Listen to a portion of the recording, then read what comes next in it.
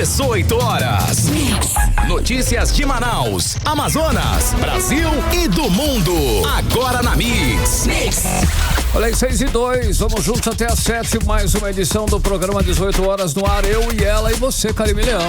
Fala, Carlão, boa noite. Oi. Muito boa noite pra você que nos acompanha aqui em 100,7, é isso aí. Estamos juntos a partir de agora até às 7 da noite, aqui no 18 horas. Mix.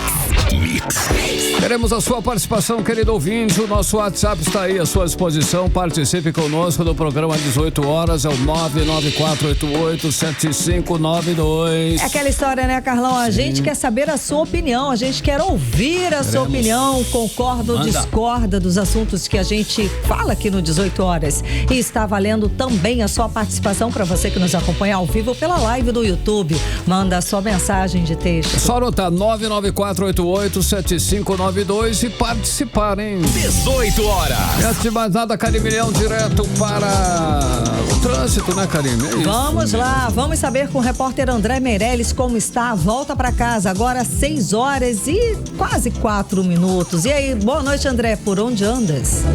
Trânsito. Muito boa noite, Karime, Carlão, boa noite a você, ouvinte que nos acompanha ao vivo aqui na 100.7, a Avenida Humberto Calderaro, a conhecida Paraíba. É por aqui que o carro do 18 horas está nesse momento. A gente está percorrendo toda a Avenida Paraíba e nas proximidades já aqui dos supermercados de TB começa aí aquela retenção de trânsito. E aproximando também aqui da passagem de nível, né, onde tem ali a Avenida Efigênio Salles, trânsito começa a ficar congestionado por aqui, Karime, Carlão. A gente também tem as informações da Maneca Marques que por lá o trânsito está moderado. Daqui a pouco a gente traz mais informações do trânsito aqui pela capital amazonense. Muito obrigada, André Meirelles.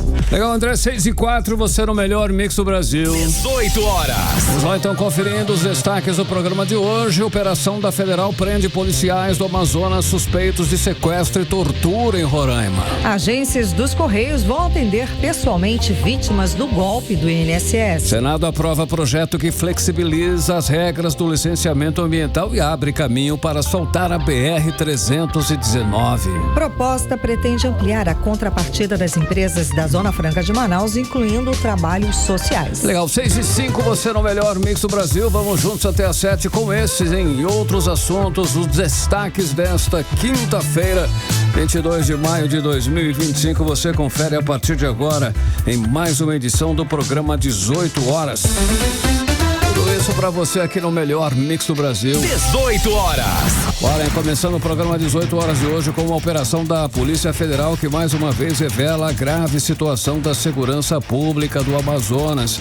3 policiais militares do estado foram presos acusados de envolvimento do sequestro e tortura de um homem em Caracaraí, no estado de Roraima, Karime. Carlão, a operação foi hoje de manhã e entre os presos estão o delegado da Polícia Civil, Adriano Félix, e o investigador também da Civil, o Álvaro Tibúrcio.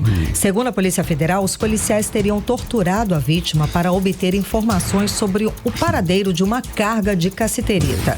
Policiais de Roraima também teriam participado do crime. Olha, as investigações indicam que os envolvidos teriam formado um grupo criminoso envolvido em escoltas de minério ilegal na terra indígena Yanomami e segurança clandestina. Carlão, as ações da Polícia Federal foram nos estados do Amazonas, Roraima, Bahia, São Paulo e Rio Grande do Sul. O repórter Kennethson Paz está com esse assunto e traz os detalhes agora pra gente. Boa noite, Kennethson. Então, essas cargas de minério eram extraídas ilegalmente de terras indígenas e Yanomami, não é isso? Exatamente, Karime. Muito boa noite para você, para todos que acompanham a gente aqui no 18 horas aqui na Mix. Então, esse minério ele era extraído de forma ilegal, segundo a Polícia Federal, das terras indígenas Yanomamis. E aí, de lá, o que acontecia? Era necessário um apoio organizacional de uma segurança privada. E aí, esse grupo criminoso que extraía de forma ilegal o minério, conforme mencionado pela Polícia Federal, eles contratavam um grupo especial composto por policiais civis e também por escrivães, por empresários, e eles formavam esse grupo para poder ser essa força-tarefa de de segurança clandestina lá nesta região onde eles conseguiram fazer a extração desse minério de forma ilegal. E aí, com isso, os responsáveis, eles faziam tanto a parte de escolta de todo esse minério ali, do transporte desse minério, como também algumas investigações para saber a localização de alguma carga, seja ela roubada ou não. E foi a partir desta denúncia que a Polícia Federal começou a investigar o caso. E com isso, aqui no estado do Amazonas, foram presos 3 policiais civis do estado. Mais uma vez, é um escândalo para a Secretaria de Segurança Pública do Estado do Amazonas, que tem os seus agentes presos pela Polícia Federal. Ou seja, apenas a Polícia Federal é quem consegue descobrir esses crimes. A Corregedoria, a Secretaria de Segurança Pública do Estado do Amazonas não faz ideia do que acontece com os seus agentes. E nós tivemos a prisão de um delegado que era muito conhecido aqui em nosso estado do Amazonas, principalmente na capital. Todos que acompanham o jornalismo policial sabiam quem era o delegado Adriano Félix, ele que fazia parte da delegacia especializada em roubos, furtos e defraudações, uma delegacia muito importante daqui da nossa capital. Também foram presos ali o investigador Álvaro Tibúrcio e o policial civil Edmilton Freire, todos eles da Polícia Civil do Estado do Amazonas. Essa organização criminosa, ela também tinha tentáculos lá em Roraima, e a Polícia Federal também fez a prisão de uma escrivã e também vereadora lá de Roraima, identificada como Adriana de Souza, um policial militar identificado como Jean Elber e também um produtor musical identificado como Matheus Possembon.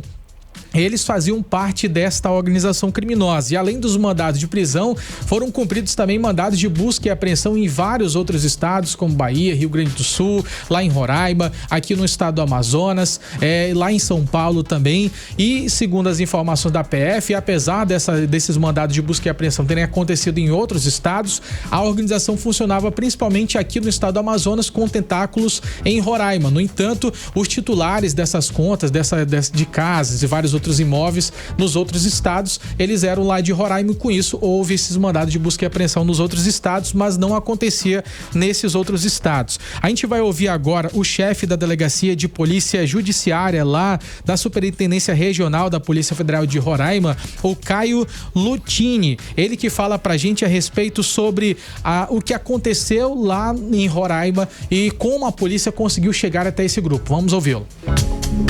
Segundo apurado na investigação, os elementos indicam que essas pessoas supostamente teriam torturado uma pessoa para que ela indicasse quem tinha sido o autor do roubo de uma carga de cassiterita que teria ocorrido no estado do Amazonas. 18 horas. Além disso, segundo as informações da Polícia Federal, esse homem ele foi sequestrado. Os policiais chegaram até ele lá em um veículo, estavam ali se fazendo como policiais civis e de fato eles são policiais civis, mas eles disfarçaram como se estivessem dentro de uma ação legal da Polícia Civil lá nessa região de Caracaraí, em Roraima. E aí com isso eles sequestraram esse homem e deram vários choques elétricos nesse homem. Ele foi agredido e aí ele foi extorquido para tentar dizer a localização de uma carga que tinha sido desviada. Só que segundo as informações da Polícia Federal, esse homem não tinha nenhum tipo de envolvimento com um grupo criminoso. Vamos ouvir novamente o chefe da delegacia, Caio Lutini. Não existem elementos que apontam que essa pessoa ela de fato tinha algum vínculo com o roubo da carga de cassiterita. Tanto é assim que os envolvidos nos atos de tortura e sequestro liberaram essa pessoa logo após identificarem que ela não teve qualquer relação ou participação no roubo. 18 horas.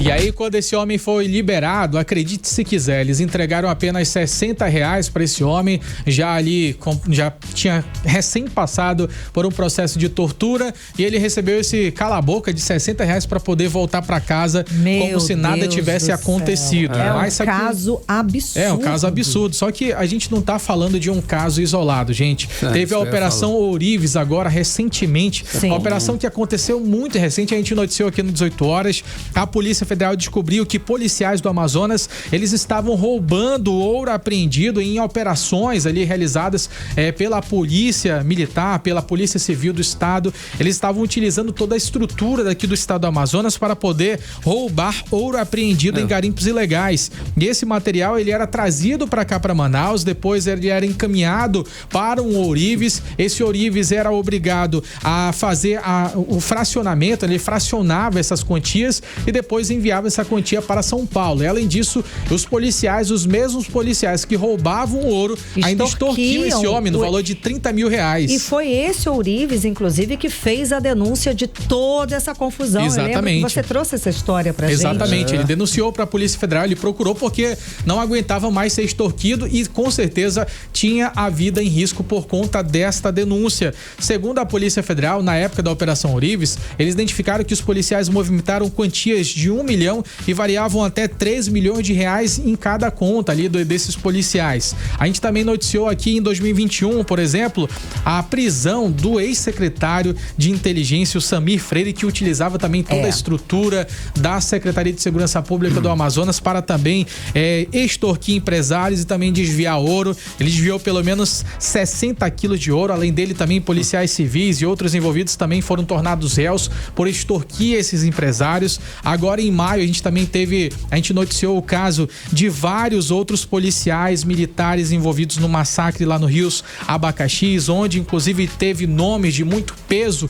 aqui em nosso estado, como o ex-secretário de Segurança, o Luiz Mar Bonates, também o ex-comandante-geral da Polícia Militar, o Ayrton Norte, além de vários oficiais, praças envolvidos nesse caso que foi extremamente chocante. Eu lembro também em 2024, lá o escândalo envolvendo o delegado Erickson Tavares, que ele participou de uma ação também clandestina junto com vários outros policiais civis lá no município de Manacapuru, onde estavam extorquindo pessoas. Enfim, escândalo atrás de escândalo e o nosso estado cada vez ficando com a segurança pública pior, Carlão.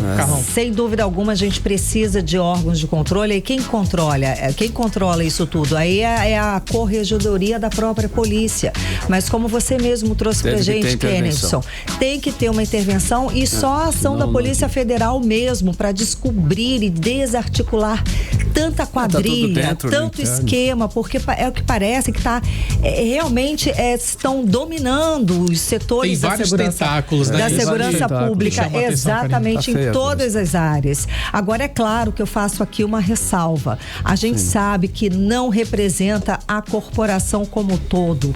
Homens e mulheres honrados da polícia que saem todos os dias com dignidade, honrando a farda para fazer a segurança pública nossa, da população. Nós sabemos que essa corporação, essas pessoas que estão nas ruas, essas pessoas que trabalham nos quartéis, que esses casos não representam a maioria da corporação, e a gente aqui, é claro, agradece e tem o reconhecimento do trabalho da corporação, homens e mulheres honrados que trabalham na nossa segurança pública.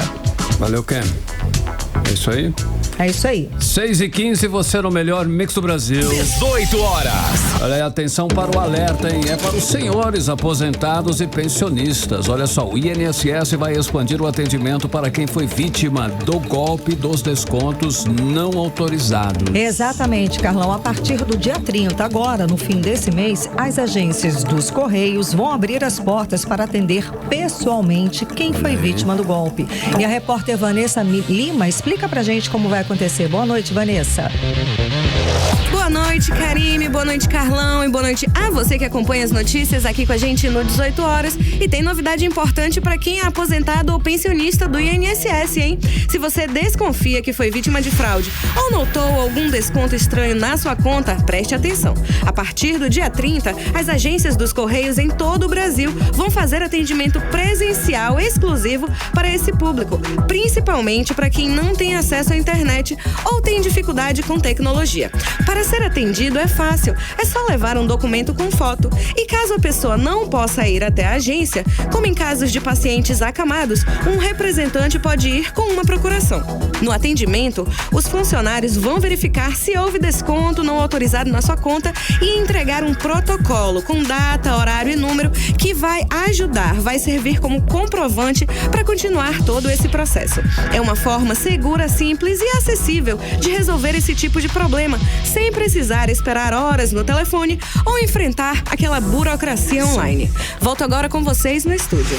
Muito obrigada pelas informações, Vanessa Lima. Valeu, Vanessa. Mix.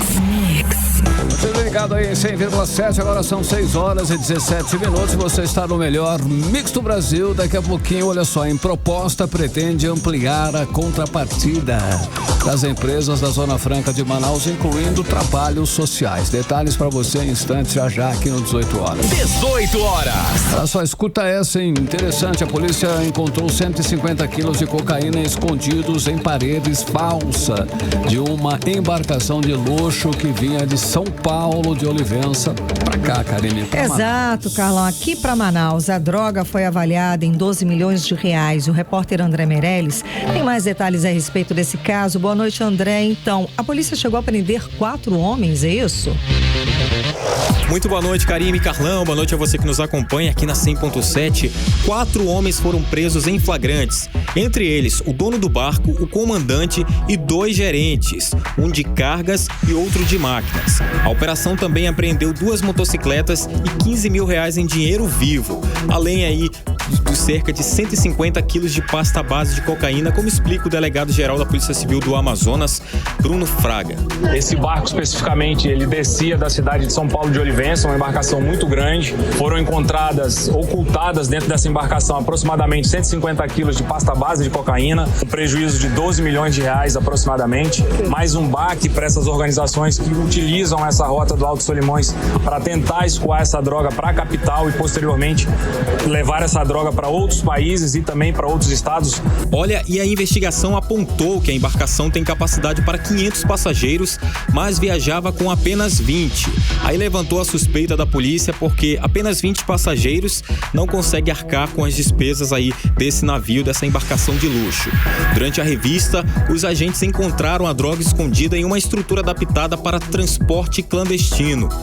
Inclusive, o delegado titular do Departamento de Repressão ao Crime Organizado, Tomás Vasconcelos Dias, disse que a câmara frigorífica onde a droga estava escondida já tinha placas de reposição. Esta embarcação, ela é de grande porte, é um navio. Nas buscas, nós identificamos uma câmara frigorífica onde estava ocultada a droga. Dentro da embarcação já tinham placas de reposição das paredes, ou seja, toda vez em que essa embarcação chegava em Manaus, ela era desmontada, a câmara é desmontada para fazer a retirada, porque não é a única viagem que ela fez transportando drogas. Agora a gente obteve êxito em localizar os 150 quilos de pasta base. A operação continua. Agora os presos vão responder por tráfico de drogas e associação para o tráfico e seguem à disposição da justiça.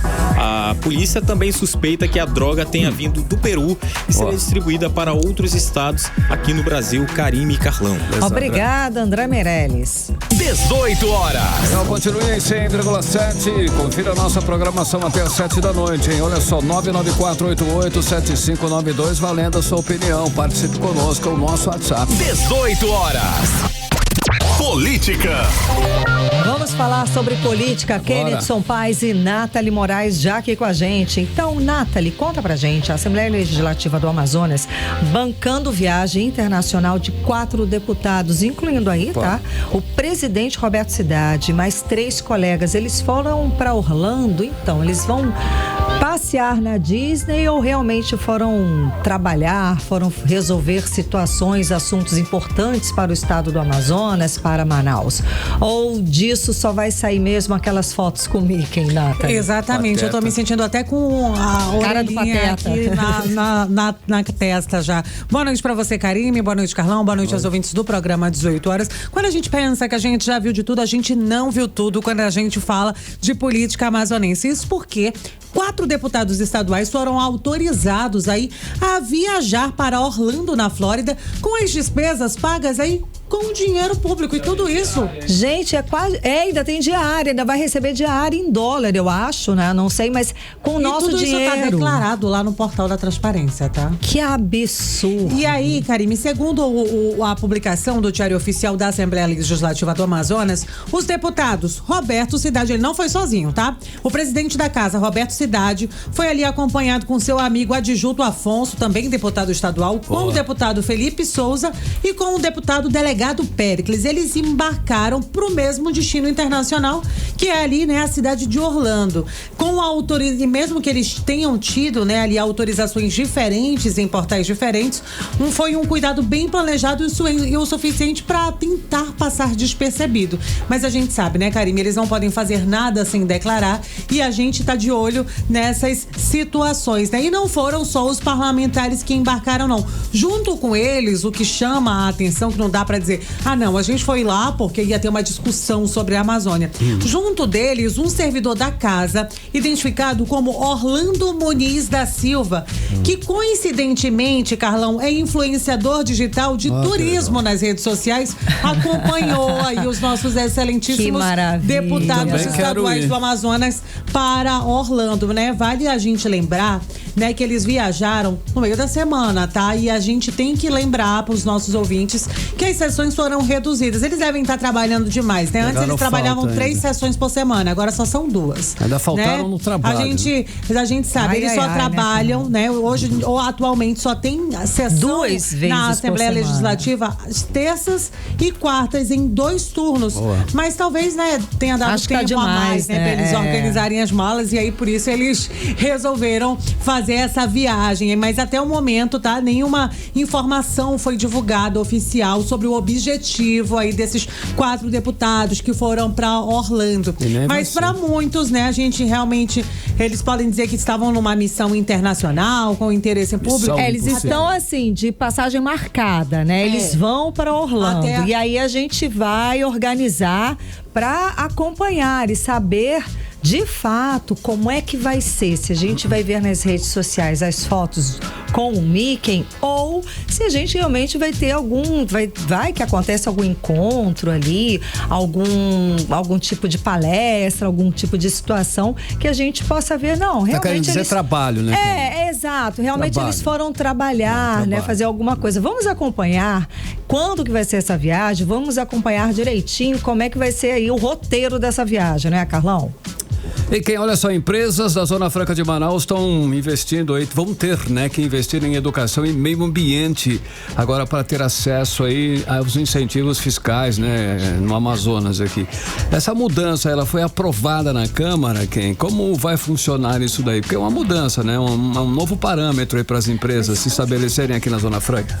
Isso? É isso, Carlão, é necessário ter esse padrão, né, Carlão? Quando a gente fala sobre Zona Franca de Manaus, a gente está falando sobre também o IPI, que a gente tem os investimentos aqui que beneficiam as empresas na nossa Zona Franca de Manaus, Carlão, e é necessário que isso aconteça. A Comissão da Amazônia, ela aprovou a PL de número 1996/24, que ela obriga as empresas instaladas aqui na nossa Zona Franca de Manaus a investir em ações socioeducativas e socioambientais para poderem ter direito à redução do imposto de importação, o IPI, Carlão. Na prática, isso significa que essas empresas, Carlão, terão que comprovar investimentos em educação, terão que comprovar ali também investimentos em sustentabilidade, a responsabilidade social para poder continuar recebendo esses incentivos. E aí a questão só fica em relação à supervisão, Carlão, porque a questão é que quem vai ter que supervisionar isso é a SUFRAMA. A gente tem ali a relatora do projeto, que é a deputada Meire Serafim.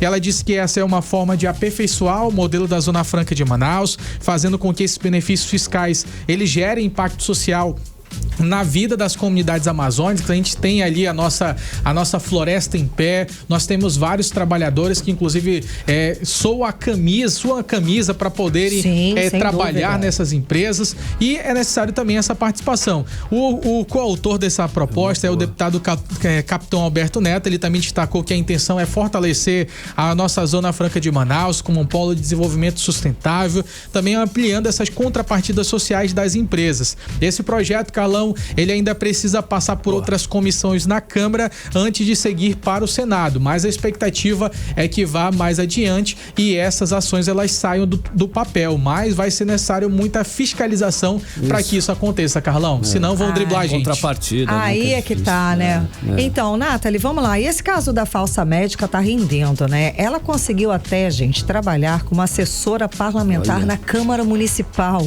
Como é que uma pessoa assim consegue circular falar tão livremente na política? Enfim, será que tem mais gente envolvida? Né? Isso lembra o caso do cara filho da Gol, né? Porque acontece muita coisa com essa mulher. Não é? Filho do dono da Gol. Ela conseguiu foi um escândalo, né? Virou série e tudo, mas olha, Karime, o negócio é que ninguém agora quer mais ser amigo da Sofia Livas Moraes de Almeida. Ninguém quer mais pegar esse filho, Quem já tirou foto com ela tá excluindo.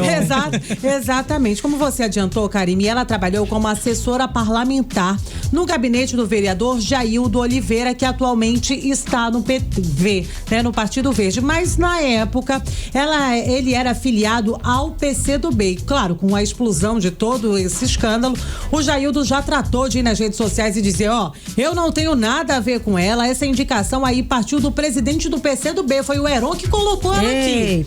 E aí, Karime, claro, né, o Heron alega que ele conheceu a Sofia na igreja adventista e levou ela para trabalhar no gabinete.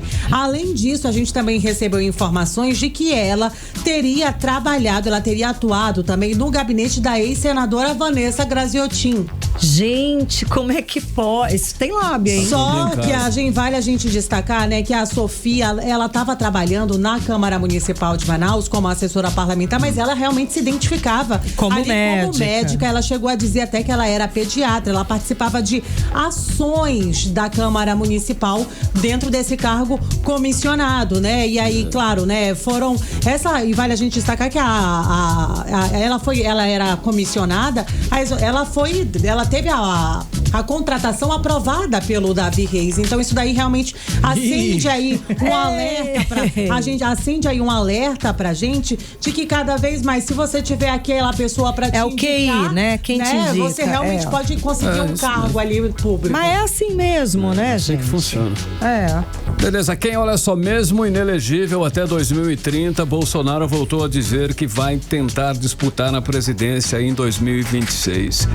Será que é uma estratégia política ou ele aposta num milagre jurídico? Ele tem alguma carta na manga? Ou ele tá prevendo o futuro? Ou quer só se manter em cena? Por que ele tá com essa afirmação? Então, Carlão, pode ser, né? Eu não tenho todas as respostas ali do ex-presidente, mas assim, pode ser que ele queira ainda se manter como essa personalidade forte, que tem capacidade de tanto disputar uma eleição agora em 2026, como também fazer uma indicação de peso, porque geralmente as indicações do ex-presidente Bolsonaro tinha muito peso. Aquela pessoa que ele indicava geralmente era uma pessoa que tinha maiores chances de ser eleitas. Então eu imagino que nesse processo o ex-presidente Bolsonaro está fazendo isso, mas muito também para poder chamar o público, Carlão, para dizer assim, olha, a justiça não quer, mas o público quer. Eu tô aqui pelo público, tô aqui pelo povo. Então eu imagino que seja esse processo para poder chamar de fato o público, para o público pressionar ali a justiça e tentar esse milagre apelo jurídico. Popular.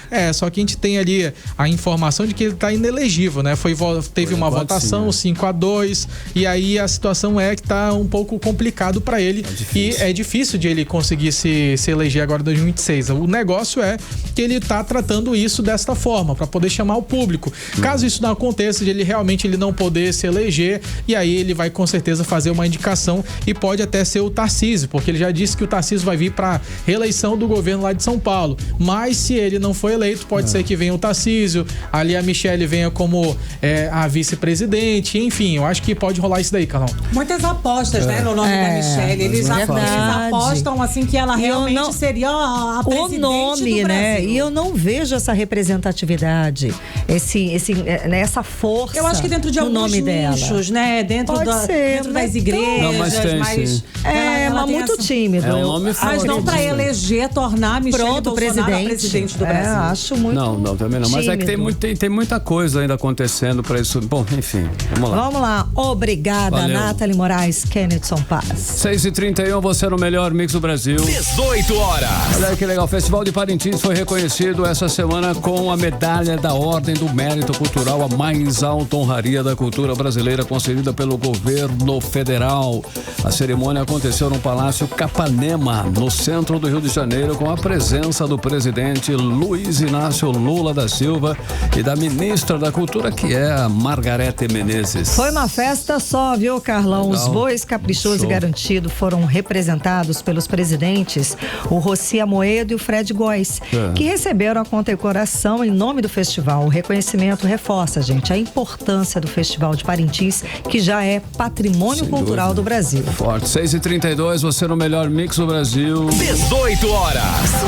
E daqui a pouco, aqui no 18 horas, Senado aprova projeto que flexibiliza as regras do licenciamento ambiental e abre caminho para asfaltar a 319. É o nosso assunto em instantes.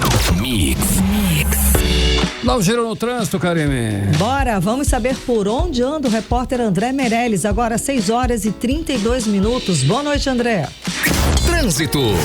E pela Avenida de Djalma Batista, no sentido centro-bairro, trânsito carregado, próximo já do Parque dos Bilhares, até já próximo da Torquato Tapajós. O trânsito está apresentando lentidão nesse trecho. Já no sentido contrário, bairro Centro, tem boa fluidez, Karime e Carlão. Então atenção, você ouvinte aqui da 100.7 que está nos acompanhando, vai trafegar pela Avenida de Djalma Batista, está assim a situação, centro-bairro, trânsito carregado, começa desde as proximidades do Parque dos Bilhares até próximo da Torquato. No sentido contrário, o trânsito está com boa fluidez. E olha só uma informação rápida aqui, Karime e Carlão. O prefeito de Manaus, Davi Almeida, vai assinar amanhã a ordem de serviço para um novo pacote de obras que vai contemplar a Avenida do Turismo no trecho entre a Avenida Santos Dumont até a primeira rotatória do Complexo Turístico Ponta Negra, na zona oeste da capital amazonense. A equipe do 18 horas da Rádio Mix vai estar lá amanhã e traz mais detalhe. Volto com vocês. Obrigada, André Meirelles, pelas informações. Legal, André, agora 6h33 em Manaus. 18 horas. E agora vamos saber a previsão do tempo e temperatura. E é com ela, Vanessa Lima. Previsão do tempo. Boa noite, Carlão, Karime, boa noite a todos que acompanham a previsão do tempo aqui com a gente no 18 horas. E aqui foi um dia de muita mudança climática, né, na nossa cidade. O sol apareceu na maior parte do dia, deixou o clima bem quente por causa da umidade, mas em alguns lugares nós também tivemos pancadas de chuvas isoladas, né, e chuvas fortes. Bom, agora à noite a previsão é de céu nublado, com chance de chuvas mais intensas em alguns pontos da cidade também. E agora vamos falar sobre o clima de amanhã, 23 de maio, sexta-feira. Segundo o Clima Tempo, bom, a sexta promete começar com uma chuvinha leve, mas à tarde o sol aparece e devido à alta umidade do dia também, nós poderemos ter a mesma sensação de calor que nós tivemos hoje. Mas à noite, a gente pode ter pancadas de chuvas mais fortes, mas passageiras também em alguns pontos da cidade. A temperatura nessa sexta varia entre mínima de 25 e máxima de 31 graus. E a umidade relativa do ar fica em torno de 70% a 98%. Legal, Vanessa Lima, 6h34, você no melhor mix do Brasil. 18 horas. Olha aí, o Ministério Público da Fazenda e do Planejamento e Orçamento anunciaram hoje um bloqueio de 31,3 bilhões de reais no orçamento deste ano, hein? O bloqueio será feito nos gastos livres dos ministérios, ou seja, aqueles que não são obrigatórios. Essas despesas envolvem investimentos e custeio da máquina pública. Então, Carlão, entre os gastos aí de custeio estão tipo serviços de apoio, tecnologia da informação, energia elétrica e água, locação de bens móveis, diárias e passagens de serviços de comunicação. Bom, para calcular a necessidade de bloqueio no orçamento, o governo fez uma nova estimativa das receitas e despesas para esse ano. Ou seja, né, Carlão, a conta não está fechando. O governo também confirmou por meio da assessoria do Ministério da Fazenda o aumento no imposto sobre operações financeiras, o IOF. Sobre o IOF, o governo não deu mais detalhes, mas para a gente ter aí uma ideia, é o tributo federal cobrado pelo governo sobre uma série de operações que envolvem dinheiro, principalmente empréstimos como crédito pessoal ou financiamento. E também o câmbio, que é a compra de moeda estrangeira. Então, Carlão, o governo federal vai divulgar ainda os detalhes a respeito dessas medidas, mais detalhes, né, na semana que vem. Vamos aguardar para saber qual vai ser o nosso prejuízo, porque a gente sabe que no final das contas, quem paga isso tudo somos nós, o povo. Mix. Olha, Karime, finalmente, hein? Será a BR-319, essa rodovia tão importante aqui para nossa região e para o Brasil também. Única ligação nossa do Amazonas ao restante do país pode ser finalmente recuperada. É que o Senado aprovou um projeto que flexibiliza as regras do licenciamento ambiental, abrindo assim caminho para asfaltar a rodovia sem precisar de autorização prévia do IBAMA. Era essa a autorização prévia do IBAMA que estava travando tudo, ou que ainda está travando tudo, tá? Para a revitalização da BR. E foram 54 votos a favor e 13 contra. A repórter Nathalie Moraes acompanhou o assunto e continua com a gente ao vivo. Ela vai dar mais detalhes a respeito, né? Finalmente desse avanço para finalmente a gente ter a BR-319 totalmente asfaltada. Então, Nathalie, será que agora vai? Eu começo dizendo fé no pai que agora vai, né? Mais uma vez, boa noite, Karime, boa noite, Carlão, boa noite aos ouvintes do programa 18 horas. Karime, realmente a aprovação desse projeto no Senado foi comemorado pelos parlamentares, né, da bancada amazonense. Afinal de contas, essa aprovação representa um passo decisivo para romper esse isolamento histórico que a gente já não aguenta mais. Com a flexibilização das regras, como o Carlão adiantou, né, e o licenciamento de obras, como a pavimentação da 319, poderão finalmente sair do papel sem a exigência do IBAMA, que tem lançado aí tantos entraves que proíbem aí que a gente saia aí dessa situação e que finalmente a BR possa ser pavimentada. Para muitos moradores aqui do Amazonas e de toda a nossa região, essa é uma vitória que a gente aguardava por décadas, a gente pode dizer assim, né? Afinal de contas, essa é a nossa ligação terrestre, só assim a gente realmente vai poder sair aí do isolamento. E os senadores Eduardo Braga e Omar Aziz, eu não posso deixar de destacar a atuação decisiva deles nessa articulação política. Inclusive, o Braga conseguiu aprovar uma emenda que garante a inclusão de rodovias já existentes e obras de dragagens nos critérios da dispensa da licença. Então, foi primordial esse item, Foi né? primordial esse item. Inclusive, o Braga nem esperou sair dali, ele começou já a comemorar lá mesmo. Vamos conferir aí o que disse o senador Eduardo Braga. Acaba de ser aprovado no Senado da República o novo marco do licenciamento ambiental, que trata exatamente das licenças ambientais de obras como a BR-319, entre outras tão importantes, que com responsabilidade, com racionalidade, estamos destravando o Brasil. Mais de 5 mil obras inacabadas no Brasil encontram-se travadas em função de falta de licença ambiental. Nós, no Amazonas, sabemos exatamente o que isso significa para o desenvolvimento de forma justa e sustentável do nosso Estado. E em muitos momentos, a falta do asfaltamento da BR-319, que já foi asfaltada no passado, representou a morte de 14 mil amazonenses por falta de oxigênio. Portanto, esta é uma estrada que faz a diferença entre a vida e a morte. 18 horas. Karime, Carlão e ouvintes, né? Ouvimos aí a fala do senador Eduardo Braga, minutos após aí a aprovação, e como eu disse anteriormente, ele foi uma pessoa primordial nesse processo. Outro senador que também, né, foi um dos defensores dessa proposta no plenário, afirmando que o país realmente precisava superar essas travas ideológicas para crescer, foi o senador Omar Aziz. De forma velada, Carlão, ele meio que passou a fazer críticas bem incisivas à ministra do Meio Ambiente, Marina Silva. Ele não citou o nome dela em nenhum momento, mas para bom entendedor, meia palavra basta. Tá, e aí, durante o discurso, ele foi bem incisivo e falando que a gente realmente precisa avançar. Vamos conferir o que disse o senador Omar. Não me venha com discursinho, porque quem sabe o que é viver na Amazônia é quem mora lá, quem vive lá, não é quem se mudou para São Paulo, não. Não é porque foi ser candidato em São Paulo, não. Quem vive lá, quem conhece as comunidades. E dizer que indígena não quer viver bem, que indígena não quer celular, que indígena não quer água potável, que indígena não quer eletricidade, são um bando de mentirosos. Indígena quer isso sim, quer viver bem, quer evoluir, quer quer estudar, quer ter acesso à tecnologia, e vocês não permitem que isso aconteça. Por isso dessas mudanças. 18 horas.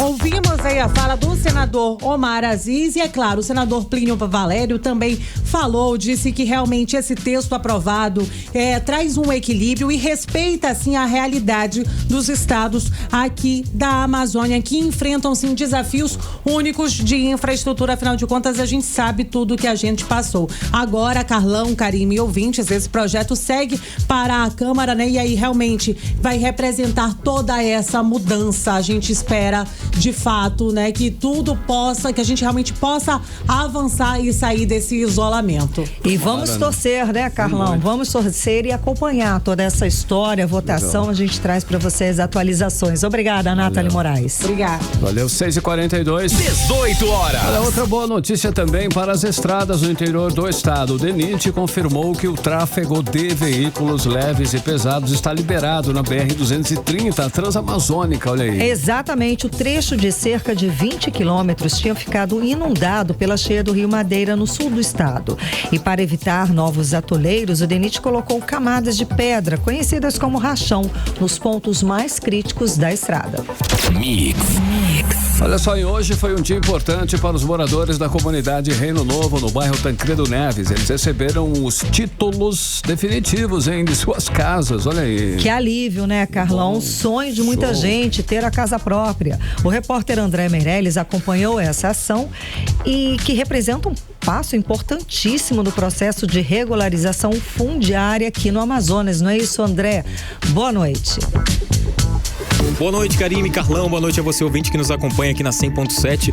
Isso mesmo, é um passo importante para o processo de regularização fundiária que até hoje já entregou quase 7 mil títulos definitivos em comunidades tanto quanto a do Novo Reino, como também na zona norte, leste de Manaus, aqui da capital amazonense. E hoje foi um dia histórico para centenas de famílias da comunidade Novo Reino 1, no bairro Tancredo Neves, na zona leste de Manaus, que receberam 403 registros definitivos de imóveis, encerrando assim uma espera que já durava quase 20 anos. E durante o evento, o prefeito de Manaus, Davi Almeida, destacou o impacto social dessa medida. Pagamos a indenização para o proprietário para que a gente possa ter o registro desse imóvel e poder dessa forma fazer um evento como esse, pagando no cartório, registrando no cartório. Portanto, os investimentos da prefeitura são altos nessa questão para que a gente possa dar a alegria, por exemplo, aqui esperaram 20 anos e hoje foi um grande dia para 403 famílias que recebem o título definitivo e o registro de imóveis. Hoje eles passam a ser donos de fato e de direito do seu terreno. Bom, essa ação é importante porque sabemos que o registro definitivo de imóvel é fundamental para garantir a segurança jurídica e, claro, abrir portas para oportunidades financeiras e, com ele, os proprietários podem acessar créditos bancários, participar de programas de melhorias habitacionais e aumentar o valor dos imóveis. Volto com vocês. Beleza, André? Economia. Legal, conferindo os indicadores econômicos de hoje, o dólar fechou em queda de 0,43% aos R$5,64. O euro fechou em alta de 0,01%, cotado aos R$6,39. O Bitcoin registrou alta de 1,33% aos R$612.987. E o Bovespa encerrou o dia em queda de 1,7% aos 137.721 pontos. E na reunião do Conselho de Administração da Suframa, foi aprovado investimento de quase R$1 bilhão para 38 projetos na Zona Franca de Manaus. São esperados faturamentos de R$8,5 bilhões e a criação de 918 novos empregos. 18 horas. Olha só, vamos falar de nova denúncia na educação pública do estado, hein? É o seguinte, os alunos da Escola Estadual Dom Pedro I estão recebendo apenas farofa de ovos como única refeição do dia, hein, Karine?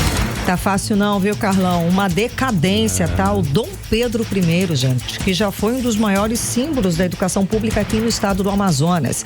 Mas hoje o que era referência virou motivo de denúncia.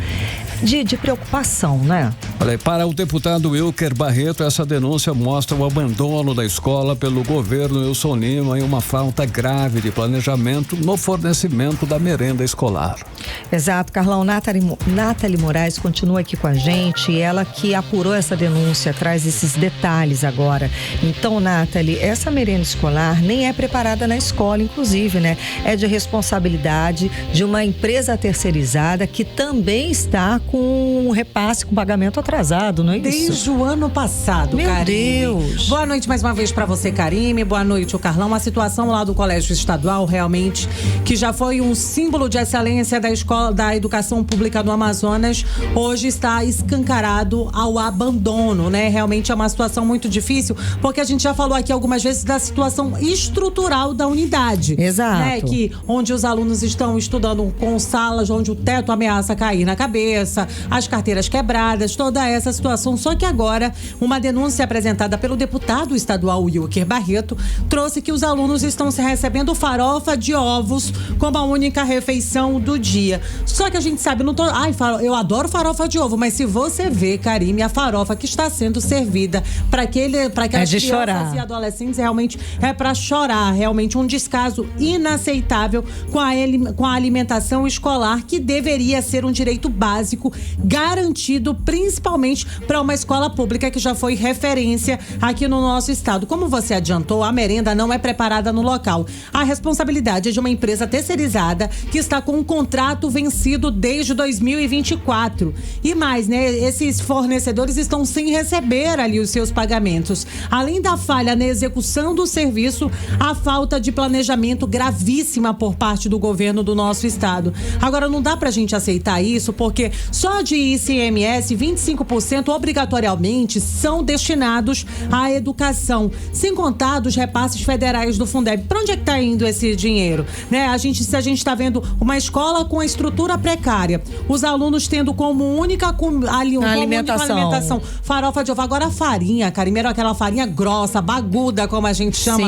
aqui na nossa região, que quebra o seu dente. E os alunos afirmam ali no vídeo que o ovo parece que ter sido frito no dia anterior. Meu Deus, de péssima qualidade. De péssima qualidade, realmente. E aí é sobre isso, é essa a explicação que o parlamentar está cobrando. O governador Wilson Lima vai ter que explicar por que uma escola tão tradicional está nessa situação. Vamos conferir aí o que disse o deputado estadual Wilker Barreto.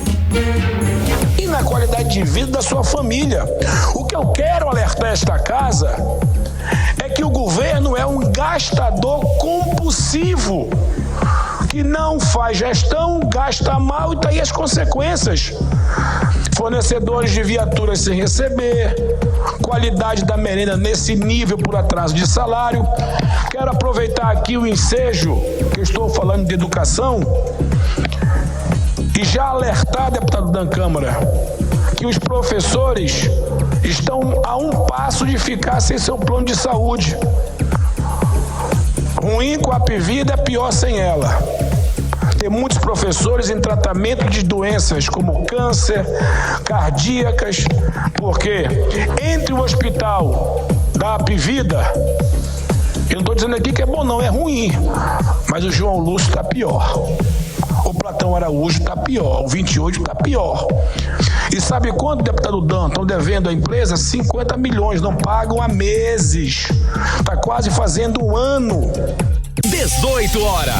É muito grave as denúncias apresentadas pelo deputado estadual Wilker Barreto, né, Karime e Carlão? Tudo isso mostra pra gente que essas denúncias, a precariedade da educação no Amazonas vai muito além da merenda. Revela realmente um problema estrutural nessa gestão que parece ter esquecido de uma pasta que deveria ser prioridade. A gente está falando de educação de crianças e adolescentes e que começa assim pela merenda, porque muitas daquelas pessoas não têm o que comer em casa. É a única refeição do dia, né? A criança vai para a escola sabendo que vai ter uma alimentação digna ou esperando ter uma alimentação digna, o que não acontece. Essa denúncia dos planos de saúde nós trouxemos essa semana com Kennedson Paz, e é verdade, mais de 50 milhões de reais que o governo do estado do Amazonas simplesmente não paga. Parece, como ele falou, é um péssimo gastador. É um estado riquíssimo que não sabe administrar o dinheiro, não tem a menor prioridade. Gente, se não prioriza saúde, educação e segurança pública, para onde onde que vai esse dinheiro todo? Na última semana, a gente já trouxe aqui pelo menos 3 convocações. Os parlamentares, os deputados estaduais, convocaram secretário de Segurança Pública, secretária de Saúde e hoje, né, o deputado... Secretária de Educação. Chamou a secretária Arlete Mendonça, secretária de Educação do Amazonas, para trazer aí essas explicações do que tem acontecido com a merenda escolar nas unidades estaduais aqui do Amazonas. E vamos aguardar esses esclarecimentos, certo? Muito obrigada pelas informações, Nathalie Moraes. Valeu, Nathalie, 6h51. 18 horas. Olha só, uma nova campanha lançada em Manaus pretende dar mais dignidade para atender a pessoas com situação de rua, em situação de rua. A ideia é oferecer serviços que levem dignidade e também oportunidade para essa população. Carlão, a ação que reúne 10 instituições municipais começou hoje, quinta-feira, e faz parte do programa Manaus Cidade Global 2033. A proposta é posicionar Manaus entre as cidades mais desenvolvidas do mundo, com foco em desenvolvimento social, saúde, educação, infraestrutura e meio ambiente, como explica o repórter André Meirelles.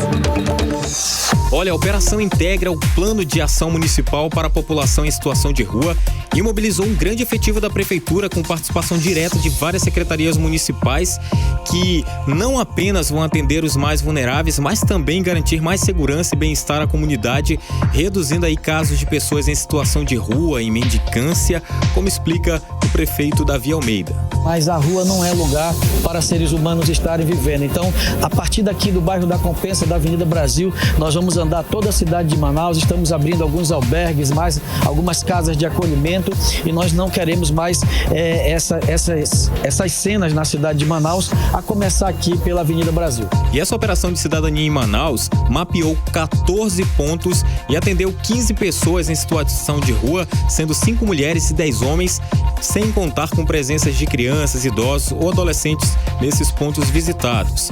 Inclusive, o secretário de Assistência Social e Cidadania, Saulo Viana, disse que a atividade garante o acesso a serviços públicos essenciais e também oportunidades de poder voltar a ter uma vida social. Nós vamos fazer algo que é fundamental, que é cuidar das pessoas e principalmente essas pessoas vulneráveis que precisam muito do poder público e precisam muito da Prefeitura de Manaus. E essa atividade teve como objetivo reforçar as políticas socioassistenciais para a população em situação de rua, contando com o apoio da Unidade de de Saúde da Família Leonor de Freitas, que ofereceu atendimentos médicos e outros serviços, como explica a diretora-presidente do Fundo Manaus Solidária, Viviane Lira. Mas é necessário que essa pessoa em situação de rua, ela aceite fazer esse tratamento e ela queira dar continuidade à sua vida para que ele seja reinserido na sociedade. E olha só, essa ação também contou com o suporte da Defensoria Pública do Estado do Amazonas e do Tribunal de Justiça. Boa. Volto com vocês. Valeu, André Meirelles, 6h54 em Manaus. 18 horas. Olha só, a Agência Nacional de Vigilância Sanitária proibiu a fabricação, importação, distribuição, venda, propaganda e uso de 2 marcas de azeite, em Escarpas das Oliveiras e Almazarra. Exato, Carlão. Os produtos apresentam como embaladora uma empresa que tem o CNPJ como encerrado junto à Receita Federal desde novembro de 2023. E para a Anvisa, isso viola as normas básicas sobre alimentos e os produtos não devem ser comercializados ou consumidos. Agora 6h54. Mix. Olha só, imagina você abrir um livro, ler um bilhete, entender uma placa, escrever seu próprio nome. Coisas simples para muitos, mas que significam liberdade, autonomia e dignidade para quem ainda não teve a chance de aprender. É por isso que a educação transforma vidas, Karine. Carlão, estamos falando isso porque 3 em cada grupo de 10 brasileiros são analfabetos funcionais, ou seja, conseguem até ler e escrever, mas não entendem, não compreendem essa leitura.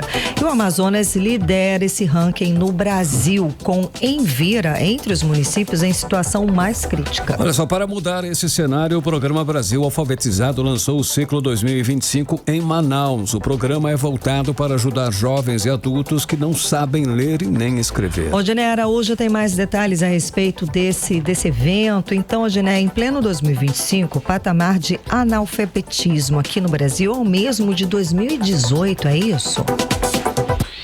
Infelizmente é isso mesmo, Karime. O INAF, que é o indicador de analfabetismo funcional, aponta que 29% dos brasileiros de 15 a 64 anos não aprenderam o básico de leitura e de escrita. A taxa de analfabetismo é maior entre pessoas com 40 anos ou mais e o analfabetismo é menor entre os brancos. Aqui no Amazonas, Karime, Carlão e ouvintes do 18 Horas, um levantamento recente do Ministério da Educação revelou que 81% dos municípios do estado apresentam taxas de analfabetismo acima da média nacional. Dos 62 municípios do estado, 50 têm índices preocupantes de pessoas que não sabem ler ou escrever. E entre as cidades com as piores taxas, Envira se destaca como a segunda com maior percentual de analfabetos, com 26,31% de sua população acima de 15 anos nessa condição. Segundo o censo de 2022 do IBGE, o Amazonas é um dos estados mais afetados pelo analfabetismo no país. Mas o programa Brasil Alfabetizado, criado pelo governo federal em 2003, abriu inscrição no Amazonas para o ciclo de alfabetização 2025. Conduzido pela Secretaria de Educação do Estado, as turmas do programa Brasil Alfabetizado vêm para ajudar jovens e adultos a partir dos 15 anos de idade que não tiveram chance de estudar na época certa e que querem aprender a ler e escrever. No ciclo 2025 serão formadas 22 turmas. As aulas acontecem em igrejas, associações e centros comunitários, entre outros. Segundo a secretária executiva adjunta pedagógica da SEDUC, Georgette Borges, as aulas são perto de casa justamente para facilitar o acesso de quem quer aprender. O programa, ele visa exatamente isso. Ele visa propiciar que as pessoas que não tiveram aquela oportunidade de escolarização na idade certa, digamos assim, que eles tenham uma oportunidade nesse momento de ter acesso à educação, de ter acesso à aprendizagem, ao aprendizado. Então, estar alfabetizado é ter acesso à educação, né? E ter acesso à educação é ter conhecimento. E, consequentemente, o conhecimento é uma liberdade. Para se inscrever, é preciso acessar o site Brasil Alfabetizado na plataforma gov.br. Boa. Volto com vocês. Legal, Odinei Araújo. 18 horas. 18 horas. Esporte. Olha lá, nosso giro esportivo. Amazonas Futebol Clube não está de brincadeira não e anunciou a contratação do atacante argentino Joaquim Torres para a sequência da temporada 2025. Ele jogou a última Copa Sul-Americana pela Universidade Católica do Chile e já chegou, inclusive, chegando, né? Está regularizado e pronto para entrar em campo com o time do técnico Guilherme Alves. E no futebol feminino, o Instituto 3B da Amazônia sofreu uma queda dura na quarta-feira. Perdeu por 4-0 para o Grêmio, lá em Eldorado do Sul. As jogadoras ainda respiram fora da zona de rebaixamento, viu? Graças a uma ajudinha da derrota do Juventude. Olha só, no futsal a situação do Estrela do Norte Nacional tá pegando fogo. Levou de 6-0 do Iesco Futsal de Santa Catarina em Itapema e segue sem vencer o Brasileiro. O time manauara ocupa a lanterna no grupo A e precisa virar o jogo rapidinho para não afundar de vez. Notícia internacional brasileira, tá? Porque o técnico Carlo Ancelotti, ele chega com tudo para comandar a seleção brasileira, mas 100 brasileiros na comissão técnica, gente. Sim. Ele vem acompanhado do filho David, do genro Beniamino, de 2 italianos e um inglês, ou seja, só gringli aí nessa comissão técnica. Gente, tem uma notícia triste aqui pro futebol amazonense. O atleta do Fast Clube aqui de Manaus, jogador de futebol Ezequiel Júnior Veira dos Santos, de 19 anos, foi morto a tiros numa quadra na Avenida Cosme Ferreira, no bairro Distrito Industrial 2, na zona leste de Manaus, na noite dessa quarta-feira. Segundo a polícia, o caso aconteceu depois dele defender a esposa de um assédio. Mix. Dando um giro rapidinho pra fechar, hein, Karime? No trânsito. 7 em ponto. André Meirelles, por onde andas? Trânsito. Avenida